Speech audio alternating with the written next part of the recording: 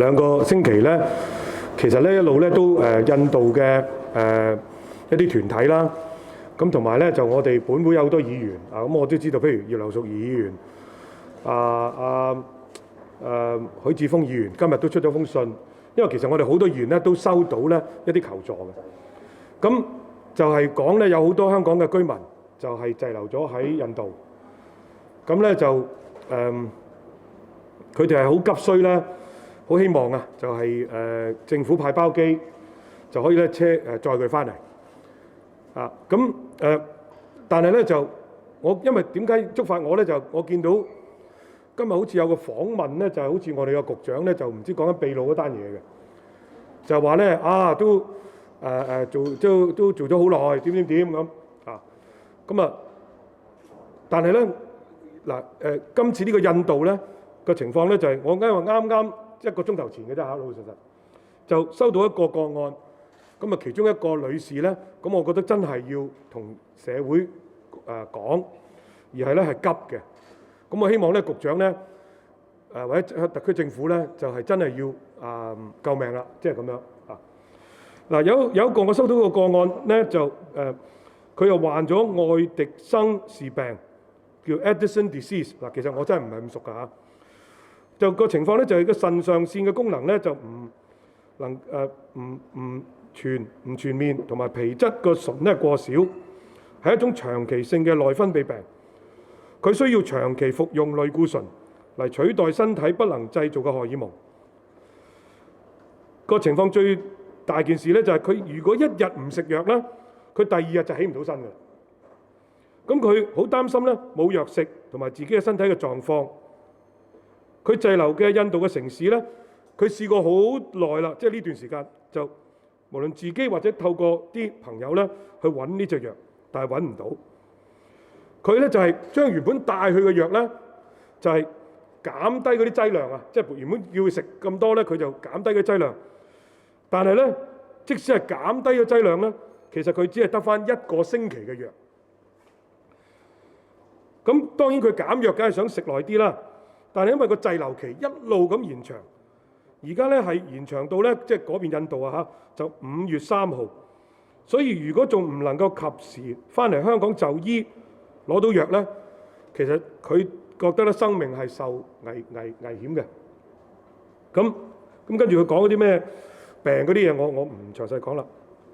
咁仲有一個咧就另一個第二個 case 咧就係有一個印度嘅長者喺香港做保安員嘅。香港居民嚟嘅，咁佢就有啲長期病患，佢要服用咧係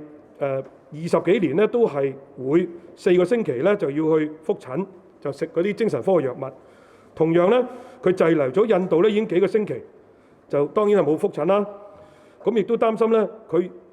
自己食嘅精神科藥物，因為冇晒啦已經，就有副作用嚟到損害白血球。咁又唔知好唔好繼續食，咁所以其實佢而家咧都好彷徨。咁呢個 case 咧就相對即係第一個女士咧，我相信嗰個女士咧就係即係救命嘅。嗱，我喺呢度咧就即係好希望咧，即係今日我知道我哋許智峯議員咧又亦都出咗封信俾局長剛剛。咁因為我收到呢個係一個好特別嘅個案。咁我希望咧即係嗱，我當然唔知道其他嘅嗰千幾2000人係咩狀況啦。不過我覺得點都好，就算你我舉例啦嚇，能夠有第一班開出，咁亦都係啦，緩急先後啦，好似武漢咁啦，湖北咁，咁希望咧局長能夠咧盡快能夠咧係接到嗰啲香港嘅譬如印度嘅居民翻嚟。咁當然，如果真係唔得嗱，即係咁講啦，我都會緊急咧將呢個個案咧就交俾保安局。就希望睇下有冇辦法咧，就係譬如香港佢而家食嗰啲藥啊，咁可唔可以即刻俾佢咧？咁當然我自己都會用我自己嘅渠道咧，睇下有冇辦法能夠幫到佢。但係因為而家有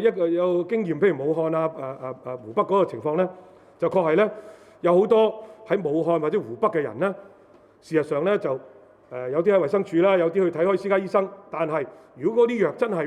唔食唔得，好大鑊嘅，即係咁講。咁咧，其實我哋都到依家為止都能夠咧係做得到，將啲藥運到去武漢或者湖北嘅。咁所以咧我就因為我收到呢個個案咧，我覺得係等唔到啦所以我即刻咧就同大家個社會人士公佈，亦都咧一個好緊急嘅一個呼籲，特區政府咧可以咧係幫助呢個個案，或者最好咧得嘅話咧就盡快可以有嗰啲包機嚟到接佢哋翻嚟。咁我係咁多咁簡單嘅啫。我稍後咧將呢啲即係嗰啲咩，即係嗰啲英文即係嗰啲具體嗰啲比較 technical即係技術性嗰啲嘢咧，我會再以一個好簡單一版紙嘅一個press statement 咧，就俾你哋嘅媒體。咁但係因為可能你哋需要有個正式講一講，咁所以我做一個 stand up 簡單。好，嗱，有關滯留喺印度嘅大批香港人，我理解咧，來自入境處嘅數字咧係1700啦，已經去到。問題係真係拖得太耐，我就啱啱收到呢個係香港印度協會寫嚟嘅求助信係啱啱收到，佢哋個日期係尋日。嗱，佢哋話已經過咗咁多個星期。我哋有超過1000個佢哋收到嘅超過1000個嘅香港人嘅求助信件。事實係佢哋喺月初嘅時候已經同香港嘅入境處同埋係保安局係聯絡好㗎啦。而駐港嘅印度領事館亦都話，只要香港政府提出要求咧，就佢哋會即刻配合，係可以將嗰啲香港人咧由印度撤離嘅。咁但係問題係佢哋而家嘅投訴咧就話冇事發生嘅，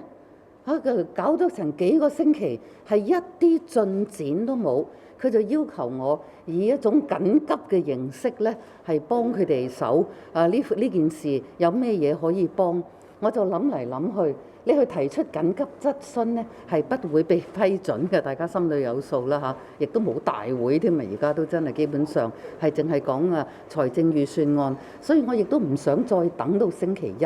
我係強烈呼籲林鄭政府可唔可以盡快幫一幫佢哋，因為我都自己幫過一次咧，就係10日前大概同佢哋開過一次記招，但係10日後到而家係完全冇嘢發生嘅。我哋有好多係當然係我哋少數族裔嘅香港人啦，但係亦都有我哋自己華人嘅香港人，入面有好多自己嘅故事。其中一個譬如問佢點解你仍然去印度呢？佢根本就喺香港做印度食物嘅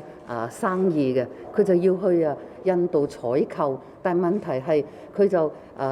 冇諗清楚啦，就事發之前就同埋太太去，而佢太太咧係懷孕咁等等，係好多好麻煩嘅，但係亦都係好多好人情着急嘅事。就希望林鄭政府咧盡量喺呢件事上咧係做得快脆啲、妥當啲，係俾人睇到咧，你係完全冇話有任何嘅雙重標準或者係其他考慮。嗱，我唔係即係完全就咁話批評，我係理解。第一係人多。第二，佢哋係分散喺印度呢個好大嘅國家，而第三呢，就整個印度而家係完全係封閉嘅，佢而家係禁止出入嘅，連落街都唔準嘅。咁你要籌措下邊一個喺邊度，用咩身份，就佢點樣可以去到最近嘅機場？因為國泰我嘅理解都係只要政府話需要咧，國泰係一定會飛嘅。咁而家最多嘅香港人係留咗喺印度嘅旁遮普邦，咁佢哋一致認為咧，我都同意啊。當然就係呼籲香港政府咧，你最好可唔可以先易後難，派第一班包機先去旁遮普嗰邊有國際機場嘅，國泰係飛開嗰條航線嘅添嘅。你開咗個頭先，以後嗰啲咧就比較容易處理，就唔可以一路係咁拖。佢哋喺嗰邊而家嘅生活咧係真係非常之彷徨冇着落啦。好多謝。好。